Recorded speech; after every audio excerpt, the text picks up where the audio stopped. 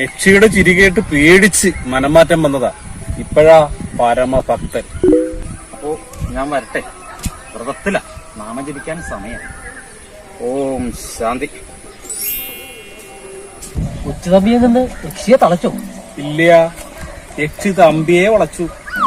അങ്ങേര് അവളെ കല്യാണം കഴിച്ച് കൂടെ കൂട്ടി.